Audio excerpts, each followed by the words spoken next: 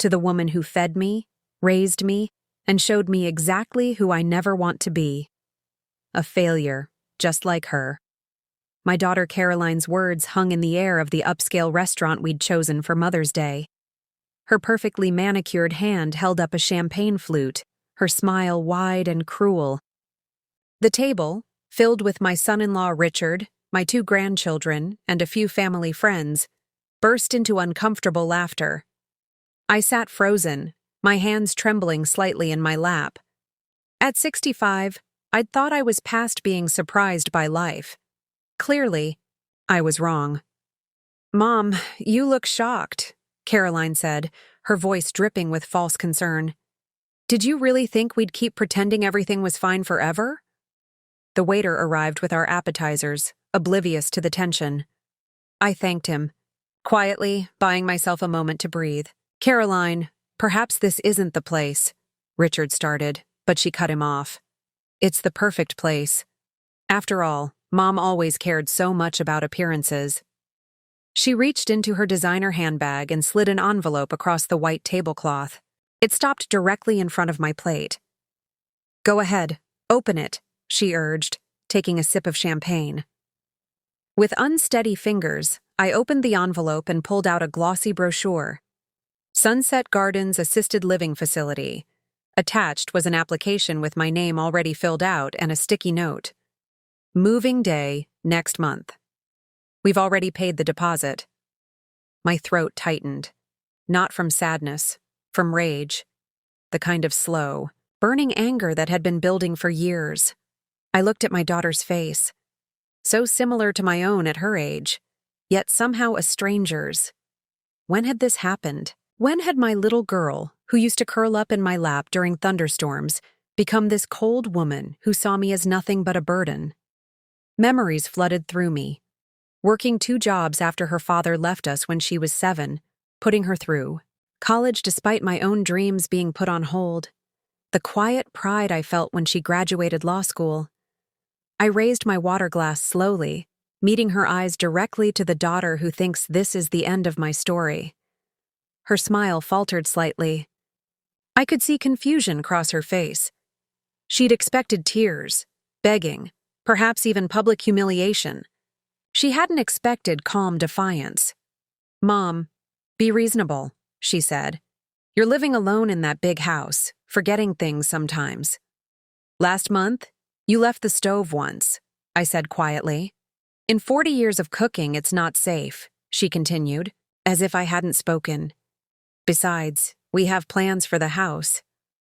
And there it was, the truth slipping out. This wasn't about my well-being. It was about my 4-bedroom Victorian home in a rapidly gentrifying neighborhood. The home I'd poured everything into keeping after the divorce. The home where Caroline and her brother had grown up. The home that was now worth over $1 million. "What plans?" I asked, though I already knew. Richard cleared his throat. "Caroline, thought we could renovate it. The kids could each have their own rooms, and that sunroom would make a perfect home office for me." My grandchildren, 10 and 12, looked uncomfortable. They loved visiting my house with its quirky rooms and the treehouse their grandfather had built decades ago. "I see," I said, folding the brochure and placing it back in the envelope. "And my opinion on this doesn't matter." Caroline's eyes hardened. "Mom, let's be practical. You're getting older. Dad left you nothing when he divorced you. You've barely saved anything for retirement. The money from the house will pay for Sunset Gardens for years." What she didn't know, what I'd never told anyone, was that her father hadn't left me completely, empty-handed. Robert might have abandoned his family for his young secretary 25 years ago, but guilt had made him generous in ways Caroline never knew about. "I think I'll skip dessert," I said, placing my napkin on the table and standing up. "Thank you for the enlightening lunch." "Mom, don't be dramatic," Caroline hissed, aware of people at nearby tables glancing our way. "Sit down. We're discussing your future." "No," I said, finding strength in my voice that surprised even me. "You're dictating my future. There's a difference." As I turned to leave, Caroline grabbed my wrist.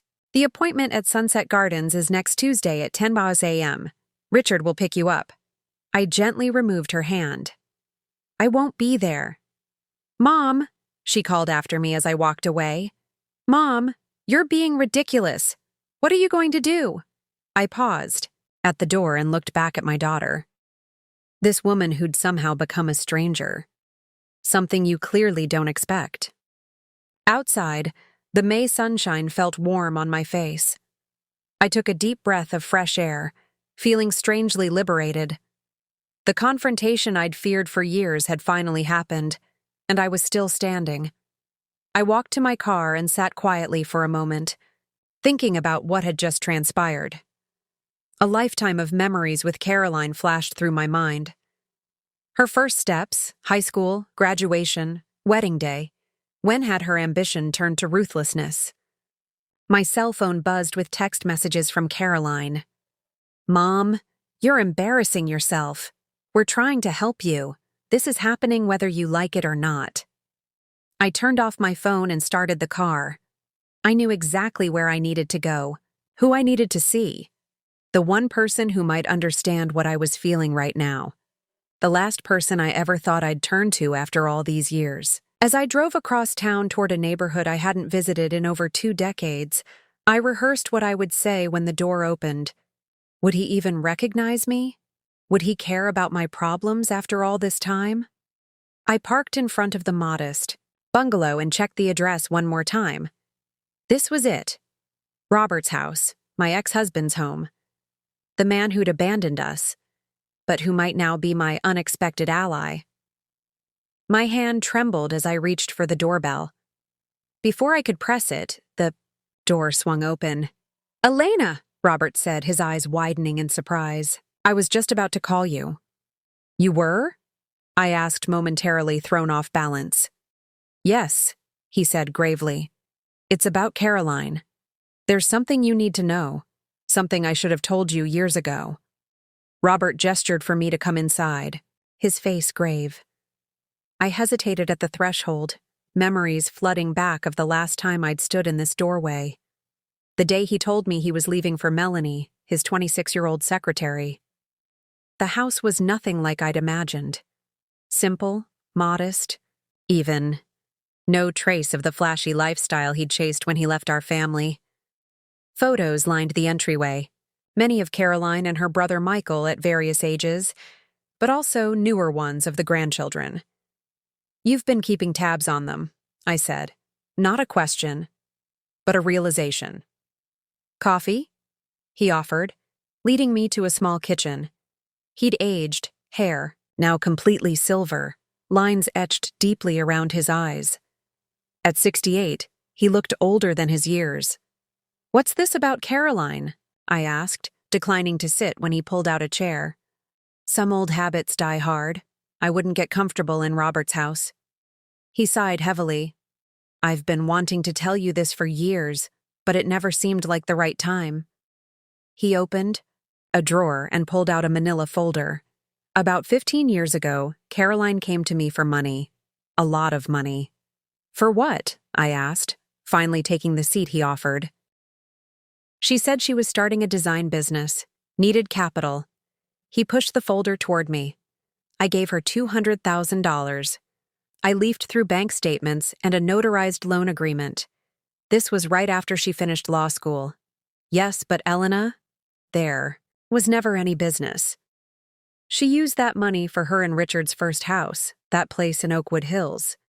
She lied to me. I wasn't surprised Caroline had approached her father for money.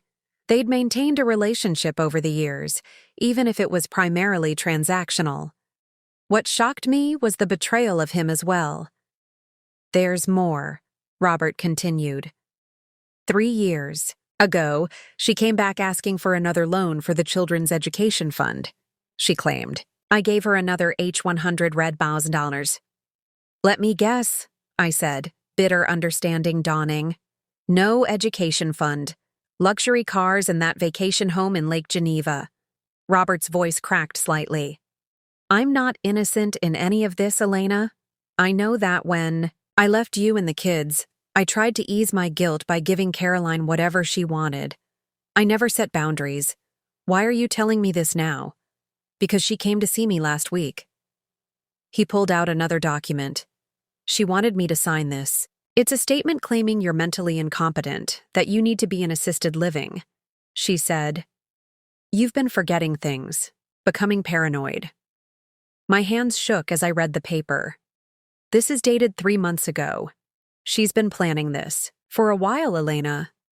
The nursing home, taking your house, all of it.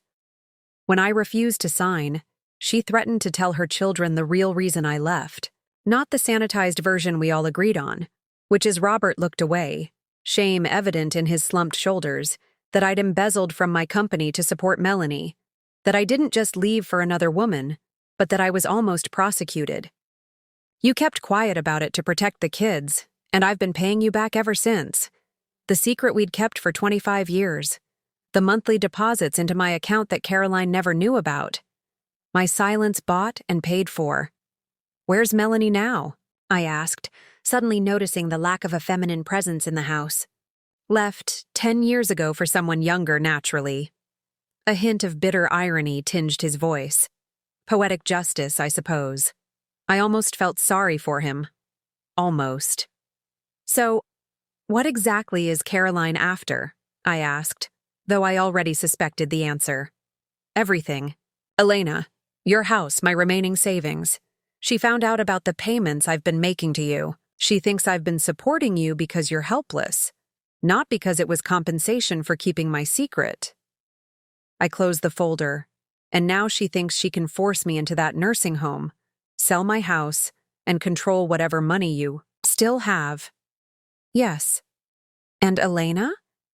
He hesitated, looking older than I'd ever seen him. I'm dying. Cancer. 6 months, maybe less. The news should have affected me more than it did, but decades of emotional distance dulled the impact. Still, I felt a twinge of something. Not quite sadness, not quite pity. Does Caroline know? Not yet, but my will. He trailed off. Let me guess. You've left everything to her and Michael. He nodded. It seemed right at the time, but now knowing what she's planning, he pulled out another document. This is my revised will. I'm leaving half to Michael, who has never asked me for a penny, and half to you. Me? I couldn't hide my surprise. Why would you? Because I owe you, Elena, for everything, and because I trust you to do the right thing with it. He pushed the papers toward me. There's about 1.5 million left. Not a fortune, but enough to ensure you'll never need to worry about a nursing home. Caroline can't touch it. My mind raced. This changed everything, but also nothing. The daughter I'd raised was still trying to strip me of my dignity, my independence, my home. There's something else, Robert said quietly. Something I found in Caroline's papers when she left them here last week. He handed me a real estate listing. My house, my home, with Caroline listed as the seller. The date of listing, next month. She'd already arranged to sell my house out, from under me. How could she possibly do this? I own that house outright. Robert slid another document across the table, a power of attorney form with what appeared to be my signature at the bottom. This is a forgery, I whispered, staring at the remarkably convincing signature. I thought it might be, Robert replied. Notice the notary stamp. It's Richard's law partner, James Weston. Of course, Richard's influence extending like a shadow over everything. I remembered signing something at Christmas when I'd been struggling with a bad case of shingles. Caroline had brought over routine paperwork for the property taxes. I'd been in too much pain to read it carefully. I've been such a fool, I said, more to myself than to Robert. We both have, he replied. The question is, what do we do now? I sat in silence for a long moment, the full weight of Caroline's betrayal sinking in. My own daughter plotting, scheming, willing to discard me like an inconvenient piece of furniture. All for what? Money? The house? Or was there something deeper? Some resentment that had festered for years? I need to speak with Michael, I said finally. Does he know what his sister is planning? I don't think so. He's been in Seattle for the past 5 years. They don't talk much. My son, always the quiet one, the peacemaker. We drifted apart after he moved across the country. Our communication reduced to holiday calls and occasional emails. But I knew in my heart he wouldn't be part of this, Elena Roberts said, reaching across the table to touch my hand tentatively. I didn't pull away, surprising myself. I know I have no right to ask anything of you, but please let me help fix this. Before I go, part of me wanted to refuse on principle. Why should I accept help from the man who'd abandoned us? But the practical side of me, the side that had survived raising 2 children alone, that had worked multiple jobs and stretched every dollar, knew that this was no time for pride. All right, I said. But we do this my way. No confronting Caroline. Directly. Not yet. He nodded, relief evident on his face. Whatever you need. I need a lawyer, someone not connected to Richard's firm, and I need time to think, to plan. As I stood to leave, Robert handed me a key to my lake cabin about 2 hours north.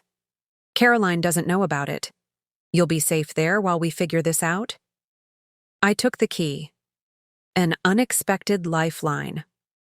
Thank you, Elena, called as I reached the door. For what it's worth, I'm sorry for everything. 25 years too late, I thought. But I nodded acknowledgement all the same. Back in my car, I sat gripping the steering wheel, my mind racing through options. I couldn't go home. Not now, knowing what I knew. Caroline might be monitoring me, waiting for a reaction to her Mother's Day ambush. My phone buzzed again. More. Text from Caroline.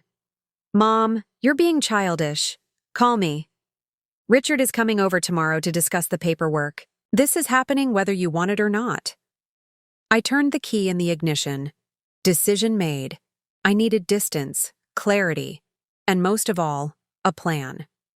Caroline thought she was dealing with a helpless old woman who would roll over and accept her fate. She was about to learn how wrong she was. As I drove north toward Robert's cabin, I made a mental list. Call Michael, find a lawyer, secure my personal documents, access my emergency savings. The initial shock was wearing off now, replaced by a cold, focused determination. My phone rang. Caroline again. I declined the call and then on impulse pulled over at an electronics store. 20 minutes later, I had a prepaid phone that Caroline couldn't track and had turned off my regular cell. Back on the highway, a memory surfaced. Caroline, at 7 years old, watching me pay bills at the kitchen table, asking why I looked so worried. Sometimes adults have to make hard choices, I'd told her. I'll take care of you when I grow up, Mommy, she'd promised. Her little face serious. You'll never have to worry. A bitter laugh escaped me. How life twisted innocent promises into something unrecognizable. The sun was setting as I turned onto the gravel road leading to Robert's cabin. Just as I approached the final bend, my headlights illuminated a familiar car parked near the entrance. My heart nearly stopped. A sleek black BMW. Richard's car. How had they found me? How could they possibly know about this place? As I cut my engine and sat in the gathering darkness, the cabin door opened. A silhouette appeared in the doorway, backlit by the warm glow from inside. Not Richard or Caroline, but someone I hadn't seen in years, someone who might be my salvation or my final undoing. Hello, Mom. My son Michael stood in the doorway, his tall frame silhouetted against the cabin light. I hadn't seen him in person for almost 2 years. The Seattle tech job that had seemed so promising had also created a distance between us that went beyond geographic miles. Michael, I whispered, almost afraid he might disappear. How did you Dad called me? He said, stepping outside and walking toward my car. He explained everything. Relief and caution wared within me. I'd always worried that Michael sided more with his father after the divorce, maintaining a cordial but distant relationship with me. You drove all the way from Seattle? I asked as he opened my car door. Flew. Landed 3 hours ago. He helped me with my hastily packed bag. Dad gave me the keys to this place years ago. I've come here sometimes. To think. The cabin was warm, pine-scented, with a fire crackling in the stone fireplace, simple furnishings, nothing extravagant. A far cry from the ostentatious lifestyle Robert had pursued after leaving us. I've made some calls, Michael said, gesturing, for me to sit in a worn leather armchair. Lisa is flying in tomorrow. Lisa, I hadn't heard that name in years. My daughter-in-law, or rather Michael's ex-wife. They'd divorced amicably 5 years ago, but I'd always had a special bond with Lisa, a family law attorney with a razor-sharp mind and an equally sharp tongue. She's the best lawyer I know, Michael explained, handing me a mug of tea. And she still cares about you, Mom. She was furious when I told her what Caroline is trying to pull. I cupped the warm mug in my hands, studying my son's face. At 38, he looked more like his father than ever. The same strong jawline, the contemplative eyes, but there was a gentleness Robert had never possessed. Tell me everything, he said. From the beginning. So I did. The gradual distancing from Caroline over the years, the subtle comments about my memory, my competence, the Mother's Day ambush, the nursing home brochure, finding out about the forged power of attorney, and the pending house sale. Michael listened without interrupting, his expression growing darker with each revelation. When I finished, he was silent for a long moment. I knew Caroline had changed, he finally said. But this is criminal. She's your sister, Michael. And you're my mother. He leaned forward, his voice low and determined. Caroline crossed a line, several lines. She's not getting away with this. The old me, the peacekeeper, the conciliator, would have tried to soften his anger to find excuses for Caroline's behavior. But that version of me seemed to have disappeared somewhere between the restaurant and Robert's house. What's the plan? I asked instead. Michael pulled out his laptop. First, we document everything. The forged power of attorney is our smoking gun. That's forgery and fraud. Lisa will help us get an injunction to stop any sale of your house. My Caroline has connections. Through Richard's firm, I reminded him. So do we, Michael countered. Lisa's firm specializes in elder law and financial abuse cases. Plus, she has no love lost for Richard. I remembered the tension between them at Michael and Lisa's wedding. Richard making condescending remarks about little lawyers from state schools, not realizing Lisa had graduated top of her class from the same Ivy League institution as he had. There's something else, Michael said, his expression softening. I found these when I was setting up the cabin. For you? He handed me a small wooden box I recognized immediately. My mother's jewelry box. I'd given it to Robert for safekeeping during our divorce when my living situation was unstable. Inside were my grandmother's pearl necklace, my mother's wedding ring, and several family heirlooms I'd assumed were lost years ago. He kept them all this time, I whispered, running my fingers over the smooth wood. He said they were always yours, that he was just waiting for the right time to return them. Michael hesitated. Mom, I know what Dad did was unforgivable, but I think he's genuinely trying to make amends now. I closed the box gently. Sometimes amends come too late, Michael. Maybe, he acknowledged, but they still matter. We spent the next few hours strategizing, my teacher's organizational skills meshing with Michael's technical savvy. He helped me secure my bank accounts with new passwords, documented the forged power of attorney, and drafted a timeline of Caroline's suspicious activities. Around midnight, exhaustion finally caught up with me. Michael showed me to the cabin's small bedroom, promising to take the couch. Try to get some sleep, Mom. Lisa will be here in the morning, and we'll have a lot to do. Alone in the unfamiliar room, I finally allowed myself to feel the full weight of the day's revelations. The betrayal cut deep.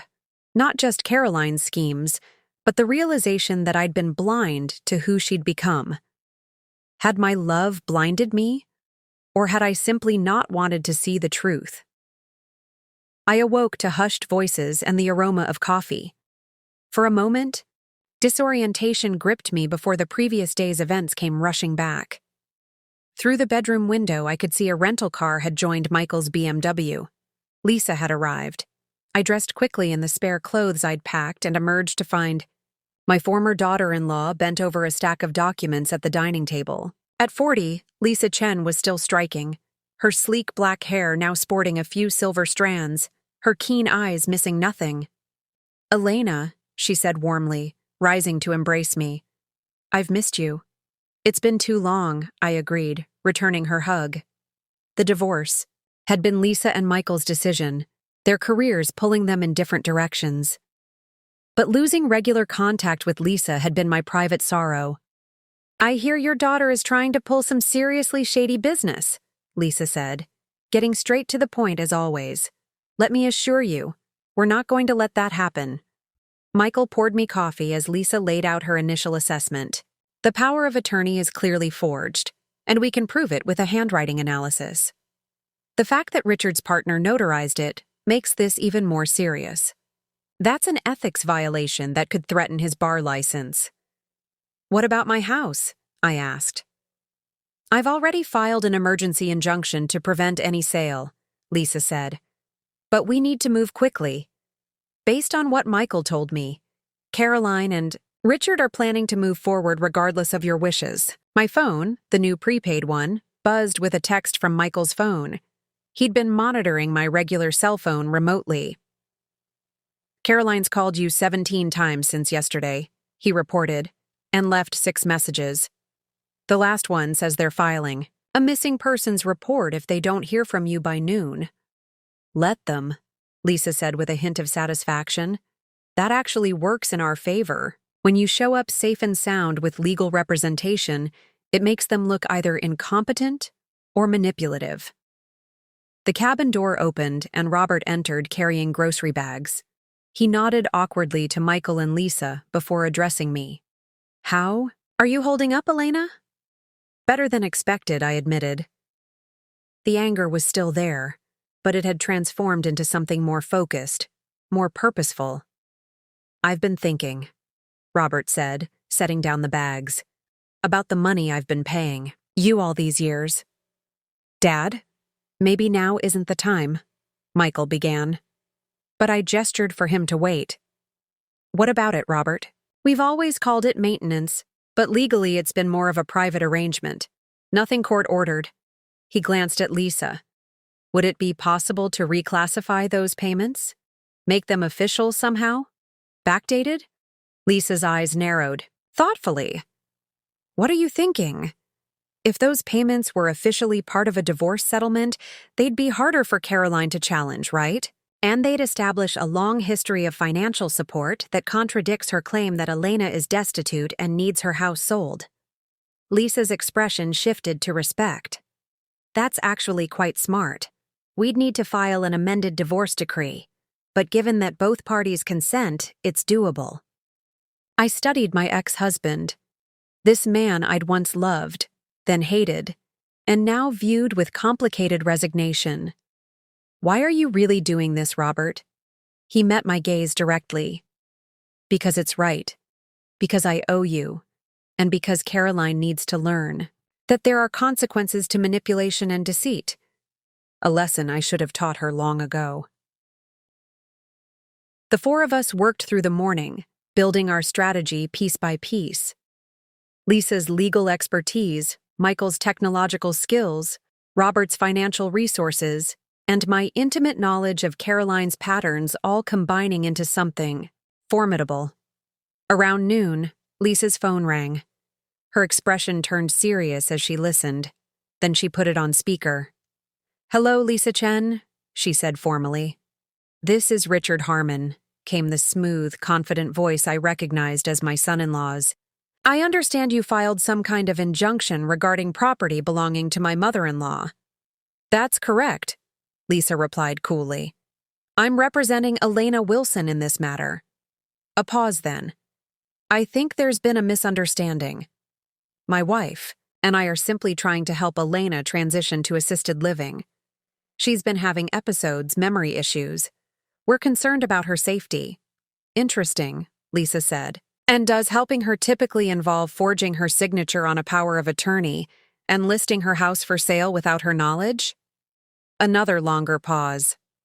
"I don't know what Elena has told you, but I assure you everything we've done has been with her best interests in mind." "Then you won't mind explaining that to the judge at our emergency hearing tomorrow morning?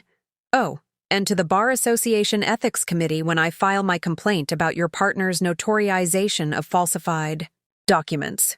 Richard's tone shifted, hardened. "You're making a serious mistake, Lisa.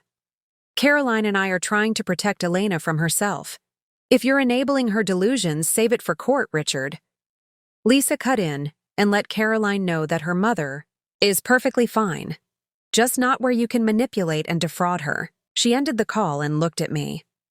"They'll try to paint you as confused, possibly even mentally compromised. We need to be ready for that. I've already scheduled an independent cognitive assessment for tomorrow morning before the hearing." Michael said, "The doctor is a specialist who testifies in elder law cases." I felt a strange mix of emotions. Anxiety about the confrontation ahead, anger at Caroline's betrayal, but most surprisingly, a growing sense of excitement. For the first time in years, perhaps decades, I wasn't just reacting to life's challenges. I was taking control. "There's something else we should consider," I said, an idea taking shape. "Caroline doesn't know about Robert's cancer diagnosis or his revised will." "No," Robert confirmed, "and she doesn't know about the documentation I've kept of her false loan requests either." "We could use that," I suggested, "not as our first move, but as leverage if needed." Lisa looked impressed. "You're thinking strategically, Elena." "Good." Michael's laptop chimed with an alert. His expression darkened as he read the screen. "What is it?" I asked. "They've escalated," he said grimly.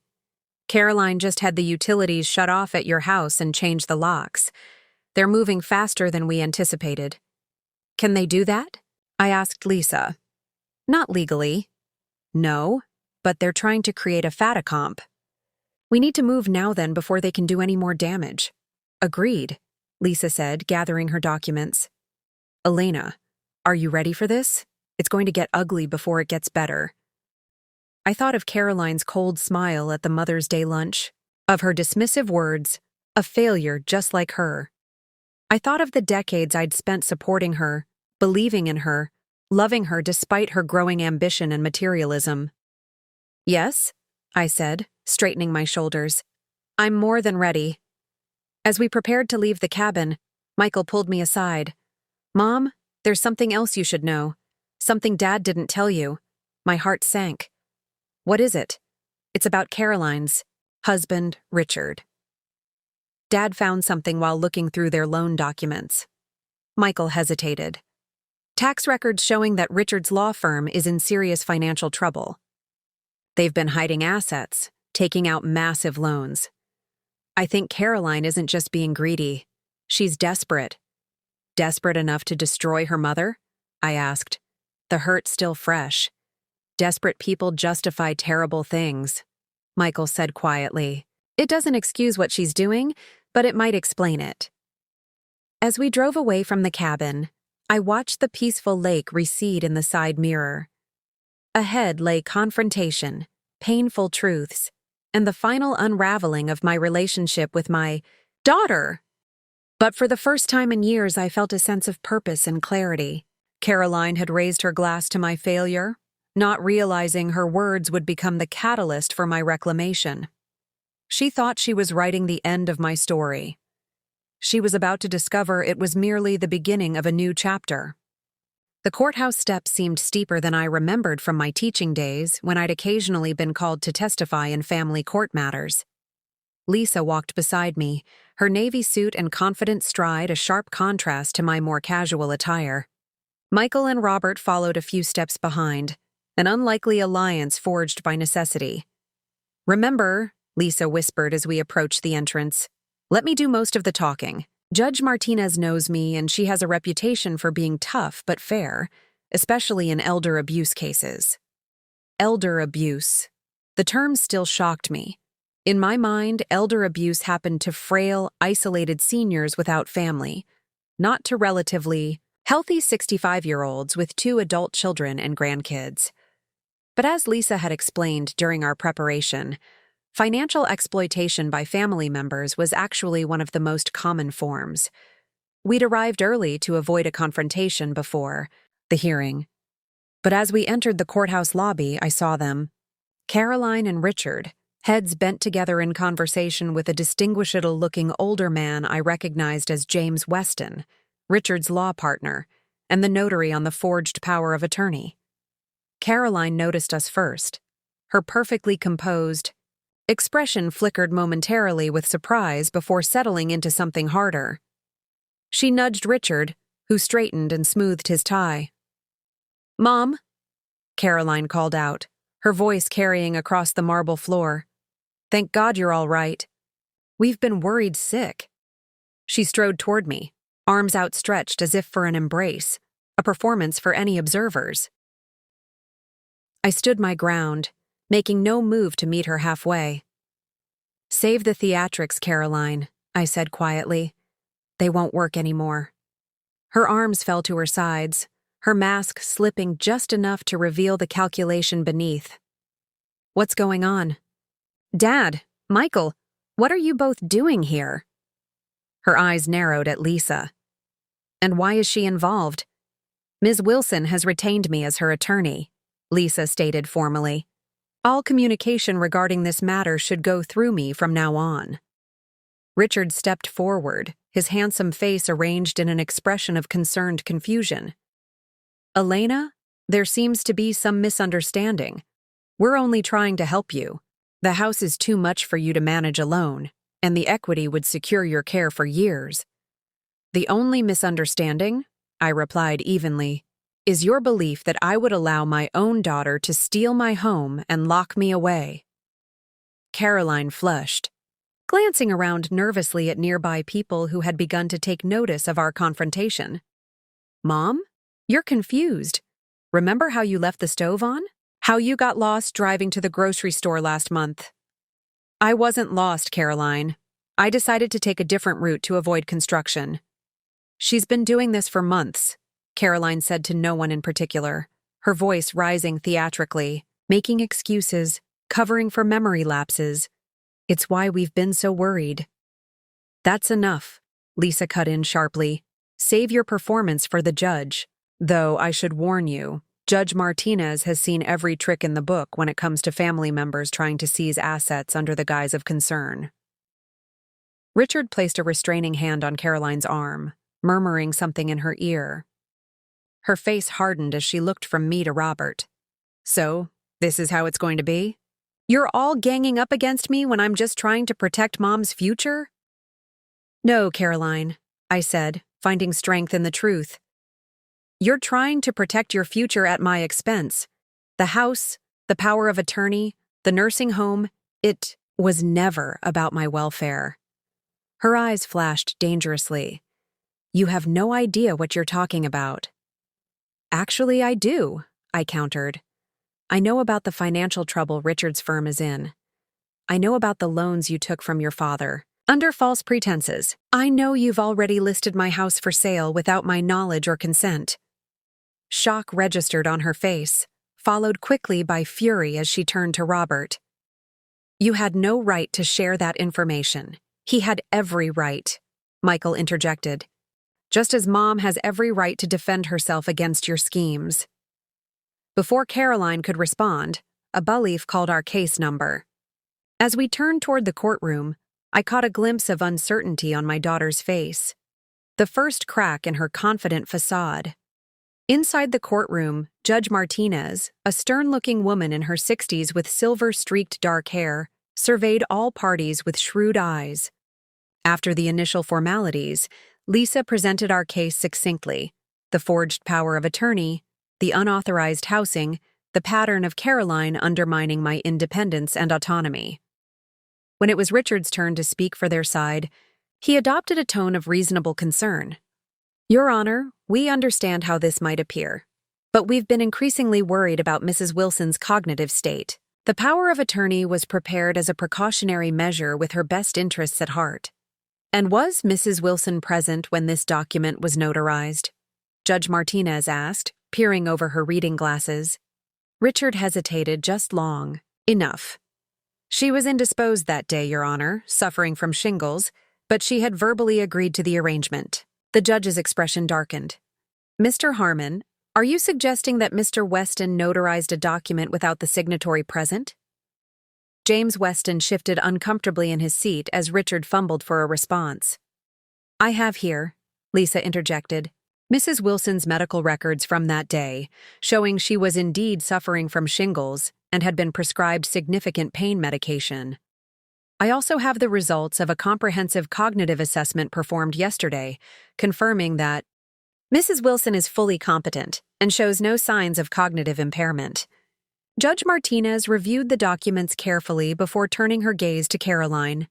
Ms. Harmon, would you care to explain why you took it upon yourself to list your mother's home for sale without her knowledge? Caroline straightened, smoothing her expression into one of daughterly concern. Your Honor, my mother has been showing signs of financial instability. The house requires maintenance she can't manage. We believed the best course of action was to help transition her to assisted living where she would be safe and properly cared for. And the proceeds from the house sale, the judge pressed, would be held in trust for her care? Caroline replied. Smoothly. With you as trustee, I presume, as her daughter, it seemed appropriate. Judge Martinez set down her pen and folded her hands. Mrs. Wilson, would you like to respond to your daughter's assessment of your situation? All eyes turned to me. I stood, my hands steady, my voice clear. Your Honor, I have lived independently and managed my finances successfully for over 25 years since my divorce. I am retired but financially secure. My home is paid for. I have savings and I receive both a teacher's pension and regular support payments from my ex-husband. I am neither incapable nor destitute. I paused, looking directly at Caroline. My daughter's actions were not motivated by concern for my welfare, but by her own financial interests. She and her husband took steps to seize control of my assets without my knowledge or consent, using a forged document to do so. The hearing continued for another hour with financial records presented, testimonies given. Robert confirmed the payments he'd been making to me for years, now officially documented as part of an amended divorce settlement. The medical specialist testified to my cognitive health. Michael provided evidence of the unauthorized changes to my house locks and utilities. Throughout it all, I watched Caroline's expression shift from confident to concerned to something close to panic as the weight of evidence mounted against her. Richard maintained his composure better, but the tightness around his eyes betrayed his growing awareness that their plan was unraveling. When Judge Martinez finally delivered her ruling, her words fell like hammer blows. The court finds clear evidence of attempted financial exploitation. The power of attorney is hereby invalidated. An injunction is granted preventing any sale of Mrs. Wilson's property without her explicit verified consent. Furthermore, I am referring this matter to the district attorney's office for potential criminal charges of forgery and fraud, as well as to the State Bar Association for ethics violations related to the improper notarization. She fixed Caroline and Richard with a stern look. You should both consider yourselves fortunate that Mrs. Wilson has not pressed for immediate prosecution. As we rose at the judge's dismissal, I caught Caroline's eye across the courtroom. The confident, calculating daughter who had raised a toast to my failure was gone, replaced by a woman whose carefully constructed world was crumbling around her. Outside in the corridor, Lisa squeezed my arm supportively. Phase 1, complete. You did wonderfully, Elena. What now? I asked, feeling strangely hollow despite our victory. Now, Michael said, we go home and make sure they haven't done any permanent damage. Home? The word carried both comfort and unease. The locks were changed, the utilities shut off, And more importantly, the sanctuary I'd created for myself had been violated by my own daughter's betrayal. As we walked toward the exit, a voice called out behind us, "Mom, wait!" I turned to see Caroline hurrying after us, alone. Richard was nowhere in sight. Her designer suit was slightly rumpled now, her perfect hair coming loose. For a moment, I caught a glimpse of vulnerability that reminded me of the little girl she'd once been. "Please," she said, her voice lacking its usual confidence. "We need to talk. We need to talk," Caroline repeated, her voice lacking its usual commanding tone. I glanced at Lisa, who nodded slightly. "We'll wait by the car," she said, guiding Michael and Robert toward the exit. When we were alone in the corridor, Caroline and I moved to a quiet alcove near a window. The afternoon sun cast long shadows across the marble floor. For a moment, neither of us spoke.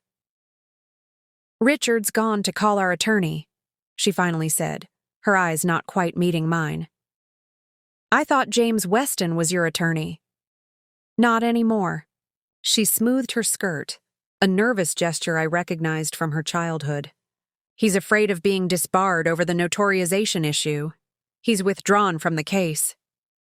I studied my daughter's face, this person who'd been willing to strip me of my dignity, my independence, my home. The anger was still there, simmering, beneath the surface, but now mingled with something unexpected. Pity. "Why, Caroline?" I asked simply. She flinched at the directness of the question. "You wouldn't understand."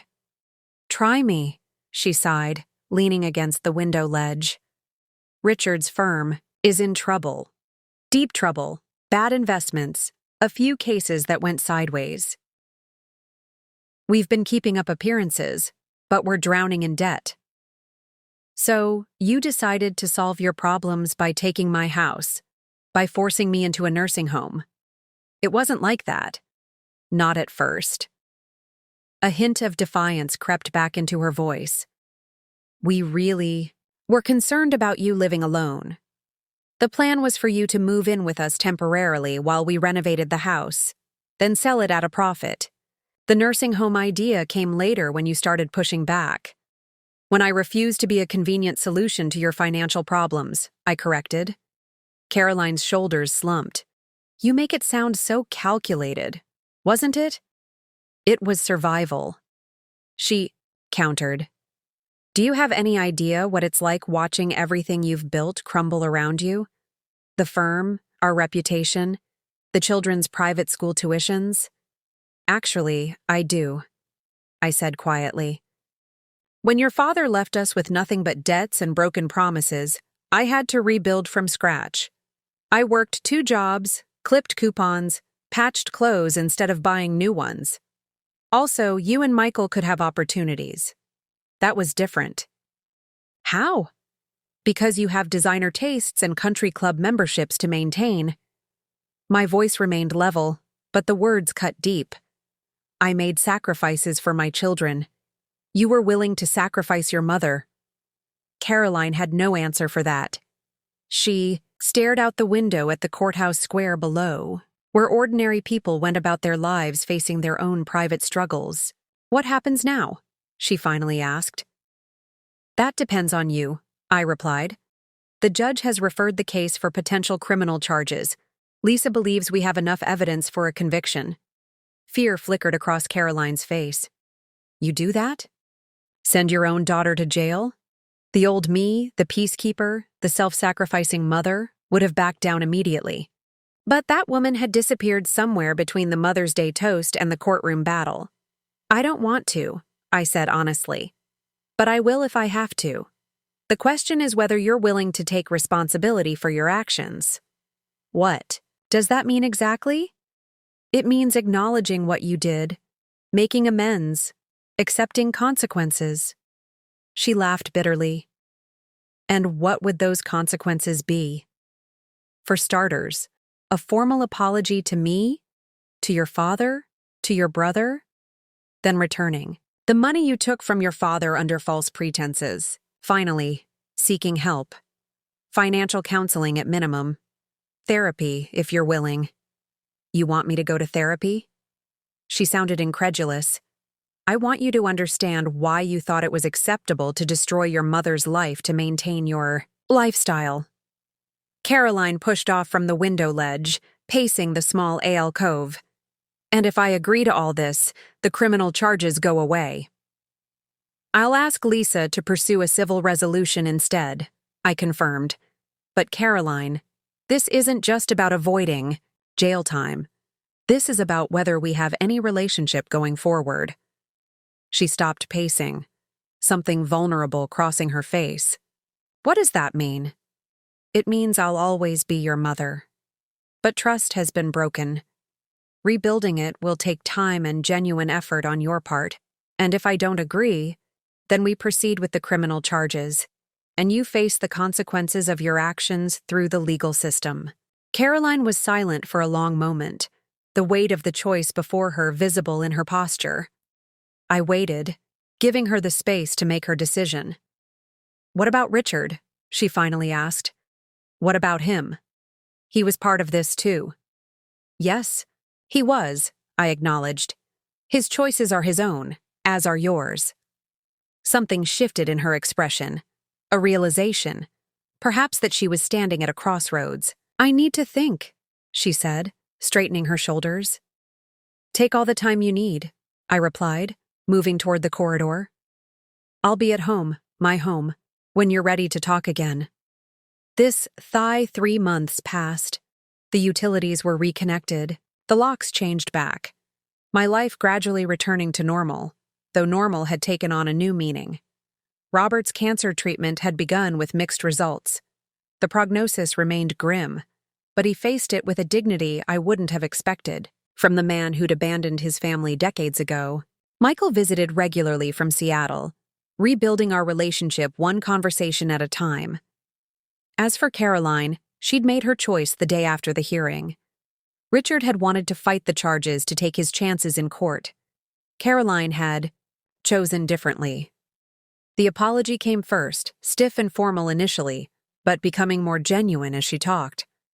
The financial restitution to Robert followed, along with her agreement to attend counseling, both for her financial decisions and for the deeper issues that had led to her behavior. Richard had filed for divorce a week later, unwilling to accept the path of accountability Caroline had chosen. His law firm was under investigation, his career in shambles. The grandchildren spent weekends with me now while Caroline worked to rebuild her life, taking a position at a small legal aid office. A far cry from the prestigious corporate law she'd practiced before. Today, she was coming for tea, a Sunday tradition we'd established during her journey toward amends. Our relationship remained fragile, measured in small moments of reconnection, rather than the easy closeness we'd once shared. Trust was a seedling that required constant tending. The doorbell rang precisely at 3. Caroline was punctual as always. I opened the door to find her holding a small package and a manila envelope. "Hi, Mom," she said, the greeting still carrying a trace of awkwardness. "I brought scones from that bakery you like." "Come in," I replied, accepting the package. "The kettle's just boiled." In the kitchen, she watched as I arranged the scones on a plate, her eyes taking in the subtle changes I'd made to the house. New curtains, a different arrangement of furniture, small assertions of my continuing independence. "How's Dad?" she asked, accepting the cup of tea I offered. "About the same. The treatments are difficult, but he's determined." I didn't elaborate on the growing friendship that had developed between Robert and me. Not romance, but a kind of peace neither of us had expected to find. Caroline nodded, turning the envelope in her hands nervously. "I have something for you, from the counseling." She slid the envelope across the table, an echo of that Mother's Day lunch that seemed both recent and distant at the same time. Inside was a letter handwritten on several pages. "It's everything I couldn't say out loud," she explained about why I did what I did, about the person I became without even realizing it. Dr. Sanderson suggested I write it all down. I set the letter aside for later, understanding its importance, but unwilling to shift the moment into heavier territory. Thank you. I'll read it after you leave. There's something else, she said, her voice steadier now. I've been offered a position with the Elder Law Clinic. It's a huge pay cut from corporate law, but it feels right. Using my legal knowledge to prevent what I almost did to you. Pride, unexpected and warm, bloomed in my chest. That's wonderful, Caroline. Is it? Uncertainty clouded her features. After everything, redemption isn't about erasing the past, I said, finding wisdom in words I hadn't planned. It's about creating a different future. Her eyes glistened with unshed tears. I don't deserve your forgiveness. Probably not, I agreed with gentle honesty. But you're working to earn it, and that matters. We sipped our tea in a silence that felt, if not comfortable, at least less strained than before. The kids missed the treehouse, she said eventually. They were wondering if they could come over next weekend to play in it. I'd like that, I replied. The grandchildren had been cautious around me at first, confused by the family turmoil. Gradually, they'd relaxed, returning to the easy affection we'd always shared. As Caroline prepared to leave, she paused in the doorway. Mom, can I ask you something? Of course. That day at the restaurant when I gave you the nursing home brochure, you said to the daughter who thinks this is the end of my story. You seemed so certain even then. How did you know you'd find a way through? I considered the question, reflecting on the woman I'd been before that moment. Competent, but complacent. Loving, but perhaps too willing to be taken advantage of. I didn't, I admitted, but I knew I wasn't finished yet. After Caroline left, I sat on the porch swing, opening her letter. The pages contained raw, painful truths about her resentment of the sacrifices I'd made after the divorce, her terror of financial insecurity after witnessing my struggles, her determination to never be vulnerable the way I had been. Beneath, the calculated actions was a wounded child who'd learned the wrong lessons from watching her mother's resilience. Understanding didn't erase the harm done, but it created space for healing. I folded the letter carefully and went inside to call Michael, then Robert, making plans for a family dinner the following weekend. Not a reconciliation exactly, but a beginning. That evening, as I prepared for bed, I caught my reflection in the bathroom mirror. The woman looking back at me was different from the one who'd sat shocked and silent at that Mother's Day lunch. Stronger, clearer-eyed, unwilling to be diminished. Caroline's cruel toast had been meant to end my story, to write me off as a failure, an inconvenient obstacle to her plans. Instead, it had become the catalyst for my reclamation of my home, my independence, my sense of self-worth. I thought of the nursing home brochure, now a distant memory. My story wasn't ending. It was evolving. The future stretched before me, uncertain, but mine to shape. Tomorrow, I would call Lisa about the community legal clinic where I'd been volunteering, sharing my experience with other older adults facing similar challenges. Next week, I'd meet with the real estate agent about the small rental property I was considering as an investment. The following month, a weekend trip to Seattle to visit Michael. My last move hadn't been about revenge or punishment. It had been about reclaiming my power and setting boundaries that Caroline and everyone else would now respect. To the daughter, who had thought it was the end of my story, it was merely the beginning of a new chapter, one written entirely in my own hand.